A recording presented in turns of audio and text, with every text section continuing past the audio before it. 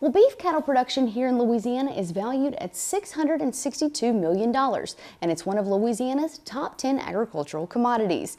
But something not many people think about is that the key to a healthy and happy cow starts with healthy land and soil. TWILA's Taylor Frey takes us to Brusly, where the Natural Resources Conservation Service hosted a special workshop just for ranchers.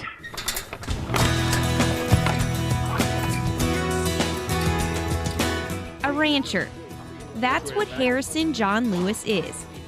And today, all these people are here at his farm to see how he's made it work in the cattle business. The key to it is rotational grazing, making it work for you, and it does exactly what it says. That it he's talking about is a program set up by the Natural Resource Conservation Service to help him farm more sustainably. After attending several classes that Stuart Garner gave and did some of the pasture walks, I was able to look at what I have and compare it to what I needed to have done. NRCS Rangeland Management Specialist Stuart Gardner says hosting events like this introduces ranchers to helpful resources that keep them up to date in an industry that's constantly changing. It's just important to be able to get a hold of those facts and to talk to somebody that has the experience with the planning and trying to help you to meet your objectives on your individual piece of land. Objectives such as weed and insect control, soil pH levels,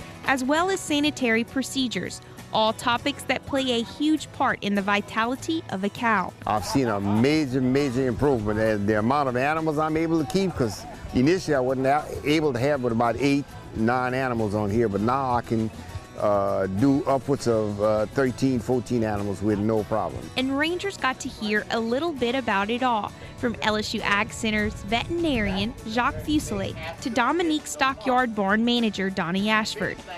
Back in 2009, John Lewis says his farm looked a whole lot different than it does today. When it would rain real heavily, we ended up with cows up to their ankles in water, and that was not nice. And they had nowhere to eat, and it was just horrible. And that's what made him contact NRCS District Conservationist Jerry Hall for help.